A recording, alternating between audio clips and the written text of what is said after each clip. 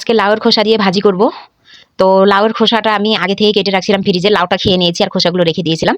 এরপরে খোসাগুলো আমি জিরি জিরি করে কেটে নিয়েছিলাম, আলু যেভাবে জিরি জিরি করে কেটে এভাবে কেটে দিয়েছিলাম। আলুও কিছু মিক্স দিয়েছি আর লাউয়ের খোসা একটু বেশি জানে হয় রান্নাটা। ভাজিটা যেহেতু ভালো লাগে, ভাজি দিয়ে কিন্তু ভাত খেতে খুবই ভালো লাগে আর অনেকগুলো ভাত খাওয়া যায়। এরপর আমি পেঁয়াজ কুচি দিয়ে দিলাম তেলের উপরে, একটু গোটা জিরা দিয়ে দিয়েছি, হলুদ, মরিচ আর হচ্ছে কালো জিরা দিলাম। মরিচ তো আমার বাসায় ছিল না, এজন্য আরও একজনের বাসায় যেয়ে 3-4টা মরিচ এনে দিয়েছি, কাঁচা মরিচ, শুকনা মরিচ ছিল আমার বাসায়।